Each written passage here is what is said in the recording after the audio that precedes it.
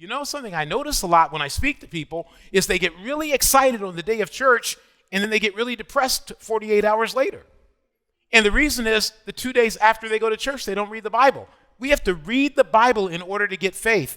And faith comes when we get our heart right, and we need that faith. How do we know we need that faith? They're facts. Facts about why we should change our heart. If we look at a couple of quotations, why are American teenagers so sad and anxious? I've talked to a lot of people under the age of 30, and they consistently talk about how sad they are. Some of us today might want to go look in the mirror and go, hey, maybe I think I'm happy, but that face looks sad. And all of us have been sad at some point. And we can get super discouraged. From 2009 to 2021, the share of American high school students who say they feel persistent feelings of sadness or hopelessness rose from 26% to 44%, according to the new CDC study. This is the highest level of teenage sadness ever recorded. Plain English is a Ringer podcast with Derek Thompson and Jonathan Haidt. Both of them write eloquent articles on that subject. 26% to 44%.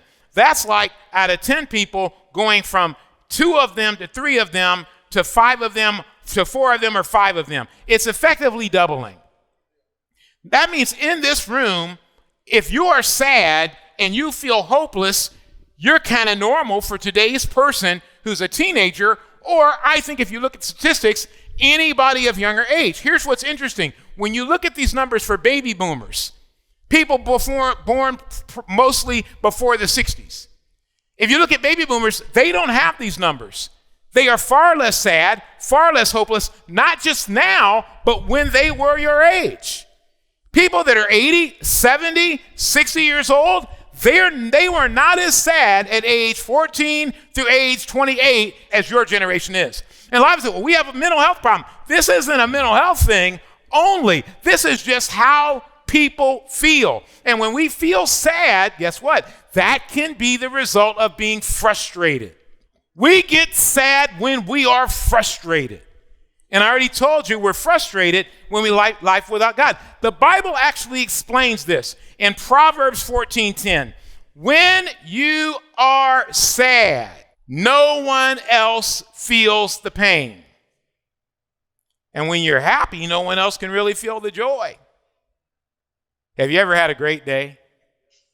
I mean, you ever had a great week? It's just all going right. Remember when you got into college? Remember when you got that letter? I remember getting my letter. Came on in the mail, and I was like, all right, here we go. And I sat down and opened it by myself. I didn't like bring in my parents and all that. I was like, and you open that envelope. That's back in the old days. You open an envelope, you didn't get an email. I kind of like the envelope better because that email, man, you click it, it hits you quick. Bam, no, But with the envelope, so you can take your time and you can imagine that you got in. You got time to imagine. With the email, it's just like, no, try someplace else. And so I remember opening it up, and old Boston University, dear Russ Ewell, blah, blah, blah, blah, blah, blah, blah, blah, because it says all the stuff it has to say. And it says, you have been accepted into class, whatever. Boy, oh boy, did I feel good. I was feeling good, and I got in early. So I was feeling good. Then I had a basketball game. I think I scored like 6 or 8, 10 points. I was feeling good. And when you're feeling good, man, nobody else could share that feeling. Nobody else got into Boston University, just me in your face. Graduation came up, and then I noticed I wasn't invited to one of the great parties. And suddenly, when you're sad, no one else feels your pain. Are you sad? Are you blaming your parents, your friends, your girlfriend, your boyfriend, your height, your weight, your hair, your acne or lack thereof? Are you blaming the fact that your parents didn't take you to Disneyland when you were 10 and all your other friends went, and the friends who got to go to Disneyland all have girlfriends and you didn't get to go to Disneyland and you don't have a girlfriend? You blaming your roommates? If my roommate wasn't messy, I'd be happy. If my roommate would talk to me, I'd be happy. Are you blaming those kids at school who ignore you, who walk past you and act like you don't exist? That's not why you have pain. We all have pain because we feel hurt inside over a variety of things, And for the most part, it's not because of other people. It's because we're living life without God. Some people live 80 years and never admit this. I remember when my son Jonathan was in the hospital, and I remember walking around the floor to get various things. And later on, I asked the doctor, I said, when I was walking around, I saw like all these people in the hospital by themselves. They were all older, at least 75 or older. And he said, yeah, that happens a lot. There are people here whose families don't visit them, and they're here by themselves. You know, you're too young to have that mean anything to you, but I'm going to tell you about it anyway. Because just as smart as you think you are now, and just as much as you think you've got it figured out, and just as much as you think you get to argue and be right about everything, that attitude puts you on a hospital bed by yourself alone, because people get sick of people who always blame everybody else for their problems. People get sick of people who, when they're frustrated, take no responsibility and want to blame everybody else. God says, I have a path for you. That pain you feel, no other human being can feel it, but I can feel it. That cross Jesus died on, that's so we can feel your pain. Do not ignore God. Do not act like you are alone. You are alone when it comes to human beings. As much as we as parents want to love our kids, we cannot love you to the degree where we feel your pain the way God can feel your pain. God can get down into that hole, he can get down into that pit, and he can know exactly how you feel, and he can get you out. But if we ignore God, it doesn't happen, and that's why the world is so sad. In the same podcast and article, my number 2 explanation is that the rise of youth sadness has something to do with the decline of social life for teens, and I think you can include college students, and quite frankly, you can include adults like me over the age of 50, people in their 40s, 50s, 60s. You can include us all.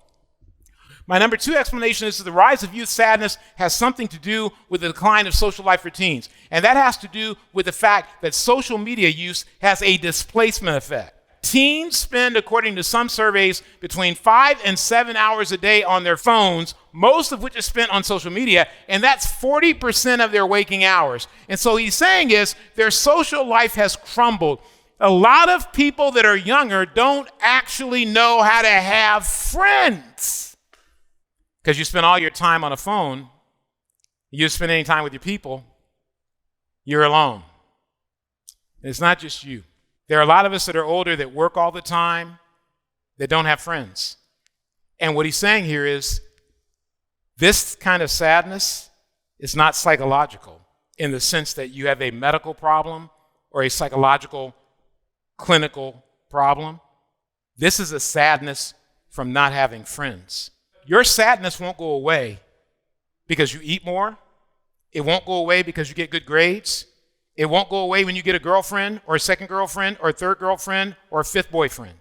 It won't go away when you have sex. It won't go away if you take a drug. It won't go away if you drink.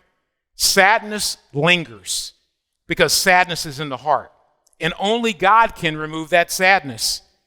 In Psalm 46:10, just as you can see your own face reflected in water, so your heart reflects the kind of person you are. If we want to change our lives, we have to go after our heart. And you can do it.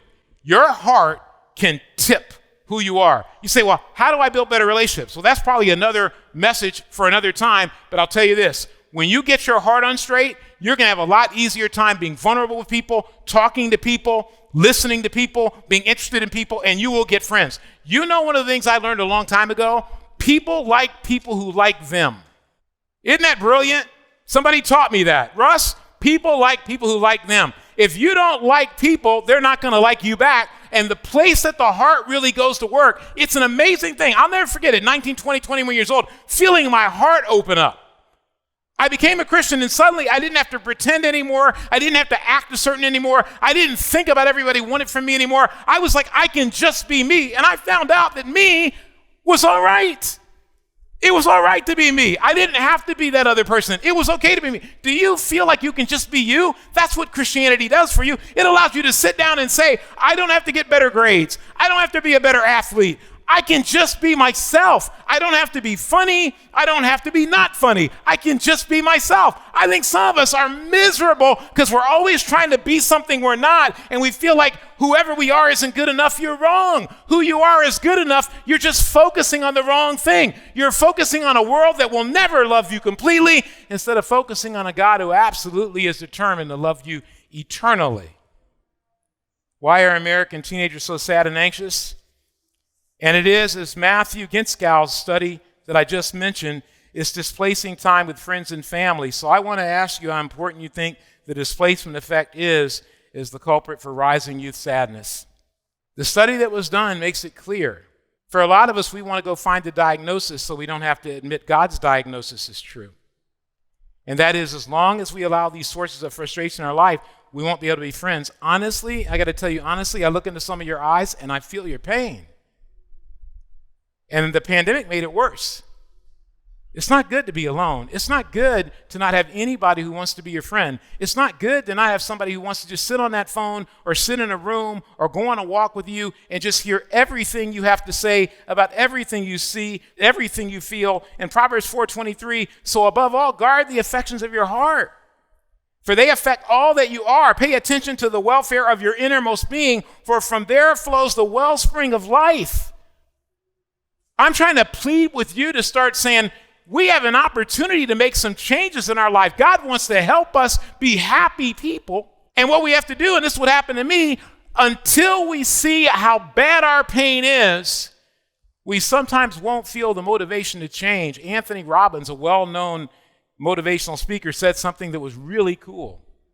He said, change happens when the pain of staying the same is greater than the pain of change. Sometimes we love our misery. We would rather be miserable than happy. But what I think it's important to understand, feel your pain.